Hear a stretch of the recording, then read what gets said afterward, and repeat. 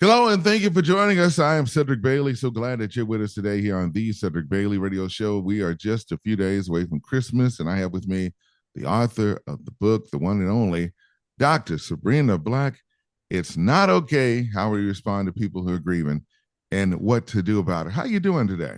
I'm doing great, Cedric. It's so good to be back. I have enjoyed my time with you the past couple of weeks. Well, we're glad to have you with us on today, and we're getting ready to close out the year 2026. And first of all, we want to ask you, what made you decide that you wanted to write this book? It's not okay. It's because it's not okay. Cedric, I can't tell you the number of people I've run into over the decades who have just heard crazy things from family and friends. And it breaks my heart just knowing that people are grieving their loved ones and their losses so deeply. And well-meaning people say crazy stuff or do crazy things or simply disappear when people need them most. And so it's been a challenge just knowing that people were going through things like that. And so when I wrote the book, I wanted to be able to provide support and encouragement for those who are grieving, but I also want to be able to provide help and guidance for those who love them and want to walk alongside them. So the book is twofold. It's for people who are going through and people who are walking alongside them as they do. Gotcha. Well, as we got the screen on the cover for those that are watching us on our Zoom link that you could see us, and I want to now go ahead and share, of course, um, on your book. I'm on page 70 and 71, and it talks about how to restrain your mouth from saying certain things on that one. So I want to go ahead because according to your book here, you got some people that are saying some crazy things to people during this time period that they shouldn't be saying. So let's talk about it a little bit. Like, does restrain your mouth and your mindset. Pause before you reply. You got to be careful because when people are going through, they deal with grief in certain ways, especially during this time of the year. So let's Yeah. talk a little bit about that. Yeah, so we talk about this idea of retraining your mind and your mouth. The Bible talks often about, casting down vain imaginations, about thinking about our thinking, about, how a man is, what he thinks. And so we need to be careful what we're thinking, first of all. And then be careful because what we're thinking, we will eventually say. And so if you're somewhere thinking, man, they ought to be over this by now. I don't believe she's still crying about that. She ought to know she's still young. She can get somebody else.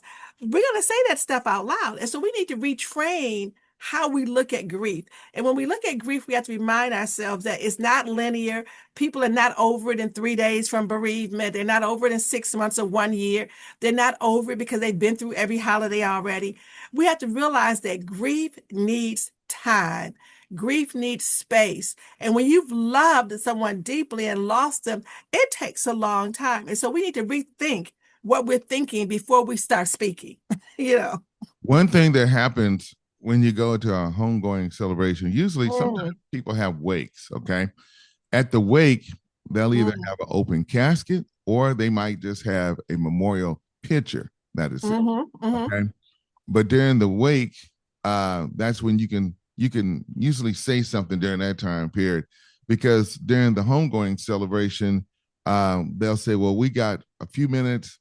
The way we do it where I live is, well, we'll let family, we'll let go with friends and Mm-hmm, colleagues mm-hmm. go up, and they always say you got 2 minutes. But Right, right. but here's the dangerous thing that happens when you do that. Mm-hmm. You got somebody want to get up there and want to preach a sermon. Listen, Cedric, you got somebody who wants to preach a sermon, and you have somebody who want to remind you of the fact that they knew Pookie when they were 17 and they used to hang out in the club together. It's like, no, no, that is not the story for right now. And so I'm always leery of both of those people. They say be careful when you give a preacher or a minister or anybody in clergy a microphone, because not only do they want to take a text, but they want to preach the text. And yes, the word of God can be comforting to people. And sometimes if you know that the word is ministered to you and you want to share the word, it's simply better to open the book and read the passage, say amen, and sit down. Because if you try to start expounding, you're going to do point one, point two, point three. And everybody else sitting there is going to be like, oh, wow, I didn't know we were at church or at service. So Now be hold that careful. hold that thought because we got to talk a little bit more about this, Dr. Black. You're on the Boyd the Cedric Bailey radio show where we're talking with the author, Dr. Sabrina Black, and of course we'll continue to talk a little bit more about it. So keep it right here on the Cedric Bailey radio show. And I just want to say thank you for those of you that are watching and online. We want to make sure that we let you know how you can get this book. So, Dr. Black, if you could take the time to share with our Yes. audience on how they can do that at this time. Please do. You can actually go online. The book has a website and it's www.books.by, B-Y, books by / Dr. Sabrina Black. Books.by / Dr. Sabrina Black. And when you go there to give you a write-up about the book, and you can order the books right there. And I would encourage you to not only get a book for yourself, but get a book for your family and friends, because the book truly will make a difference and be a blessing to those who have a copy of it. Wow, amazing on that. Well, we're going to continue on and talk about it. Welcome back here on the Cedric Bailey Radio Show, and we're hanging out with Dr. Sabrina Black, and of course, she's the author of the book. It's okay, and Not okay. It's it's not not a, okay. it's not okay how we respond to people who are grieving and what to do about it. And in the last 3 days, well, last week there were 3 services that took place. I went to one at the funeral home, and I went to that service. I didn't go to the second one. I just knew the people. I said I wasn't going to do that one. And then the third one, I just went to the wake on Friday and just gave a card to the young lady. I didn't know her father, but I knew her mother and I knew her dad. I mean, knew of her because I worked with her mother, but it was back like about 40 or 50 years ago. So okay. I just gave a card, let them know, hey, I'm with you and I'm praying for you. And, gave him a hug and said, hey, I'm right here with you. And I did it in 60 seconds. That was perfect. You said the right thing. Yeah. Didn't have to go up, didn't reflect. We had already talked about that before. But I just wanted the young lady to know that, hey, my prayers are with you during this difficult time. Absolutely. And notice what you said, my prayers are with you. So she knows that you're thinking about her ongoing. You acknowledge the fact that it's a difficult time. You didn't say, hey, call me when you're feeling better. Yeah. I mean, the words were already said. Now, going back to your book, another man confessed, I stopped going to church because everyone kept telling me to rejoice. I didn't need rejoicing. I needed room to grieve. Why would they say that? When people talk about rejoicing, especially during this season, this is the season where everybody's supposed to be happy and celebrating and all excited. And when you're looking at an empty chair or sleeping in an empty bed, or, you don't have the person to use to wrap gifts with or decorate the tree with, it's not that time of rejoicing that people think about. And yes, we know that Jesus is the reason for the season. And so you don't have to quote that to people who are grieving. They know that. And if they didn't have Jesus, they probably would be having even a more difficult time trying to make it through. But what they need in this season is someone who can come and just sit with them in the silence. Someone who can sit and just hold their hand. Someone who can come and have a cup of tea with them or a cup of coffee. Somebody who can stop by and pick up something and bring to eat. Because if a person is grieving, sometimes they may be in a fog. They may be in a daze. They may not even know what day it is. Somebody sent me a text this morning saying, hey, you realize it's a few days before Christmas. And I realized that. But somebody who is grieving may not realize that it's a few days before Christmas or a few days before New Year's or a few days before Mother's Day. And as soon as they do, just waves and whispers of grief may show up all over again. And so they need room, not rejoicing. Wow, you're right about that. Ladies and gentlemen, we're talking with Dr. Sabrina Black. She's written a book. It's entitled, It's Not Okay, How We Respond to People Who Are Grieving and What to Do About It. We'll take a break and come back and get our closing comments. So stay with us here on the Cedric Bailey Radio Show. Want to go ahead now and share for those that are watching online now, the link here for the book as well. We talked about it, so we're going to share that with you again and everything about how to deal with this subject, because it takes time. I mean, have you ever? I mean, you notice one thing I want to say. Do you know that people in Louisiana celebrate funerals than we do in different parts of the country? Have you heard of that before? No, they celebrating funerals because of Katrina? Well, no, what they do is they do what they call a second line, and they take a handkerchief and wave it. And it's like, they'll have a parade, you know what I mean? They go through the neighborhood. Okay. Like, they celebrate your life. And that's what they do. Because I had a friend of mine, his brother passed away, and I tell you what, they got out there. They even had a little band playing, and everything.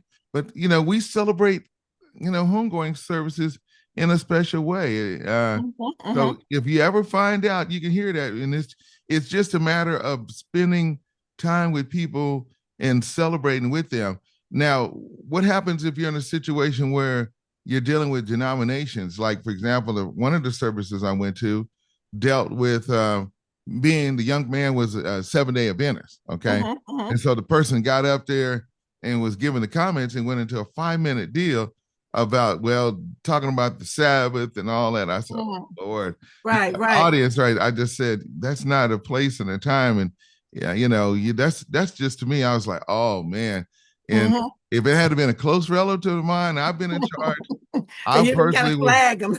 I would have walked up there personally and said, hey man, we love you, we appreciate you, but this is not the time. Yeah, you're interesting. I had someone who just attended a funeral recently, and they were outdone because the denomination they were in, they buried the person like in 3 days after they died. Mm-hmm. And this was at a Black funeral, and the men and the women had to sit on the opposite sides and come through opposite doors, and they could not hug and embrace one another during the funeral. The men could talk to the men, and the women could talk to the women.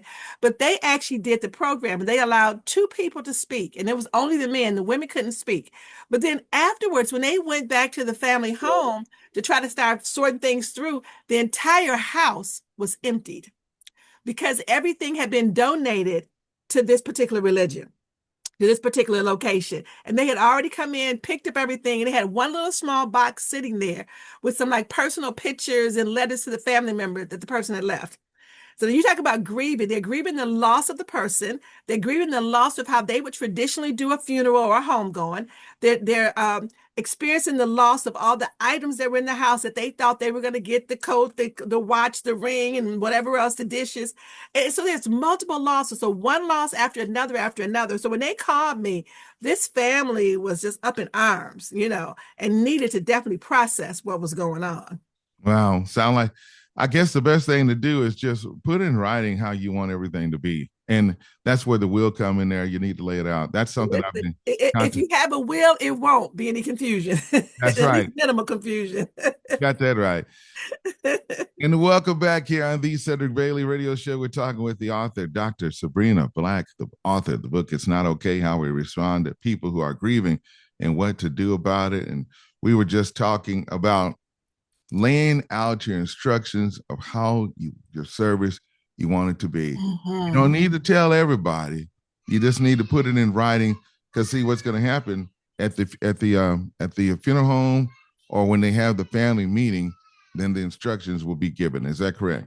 That's correct. Because if you don't have it, what happens is that you'll have people screaming in the background. You'll have people crying in the background because things didn't happen the way they anticipated that they would. And so you want to make sure you document things even now. And I know that when we're living, we don't want to talk about dying, but remember, you've been dying since the day you were born. The challenge is to live every day in between. And as you're living, you're making preparations for when you go. Not only are you creating a will or a family trust, but you're writing letters and letting people know how much they've been to you. Do things that are significant, not just the things you want to give away, but the memories you want to leave behind, the things that you want to let people know are special to you in terms of memory. So share those things as well. Cedric, even as we talk about this idea of preparing to go, music is really important too. And music is a trigger sometimes for people during the holidays when they hear certain songs and things. Sometimes they're happy memories, sometimes they're sad memories. But we just had a celebration this weekend, which was a time, we called it a fresh wind of worship, of thanksgiving, prayer, and praise. And all we did was come together, a group of 20 women, and we sang songs, we prayed, and we worshiped the King. Wow, that is amazing. Well, Dr. Black, I'm out of time. Again, I want to say thank you for being with us. And we're praying for those individuals that are going through right now. Yeah. And just want you to just know that it might not be okay. Your book says it's not okay how we respond to who people. It's not okay, but it can get better. It can get better. And it takes time. And the most important thing to do is always pray. So I pray that our listeners will enjoy the holidays and go into the new year. And we're going to be talking a little bit more about what you're doing. And we just want to uplift, inspire, and encourage those that are going through. And I thank you so much for being with us right here on the Cedric Bailey Radio Show. Thank you, Cedric. God bless you to everyone. God bless you too.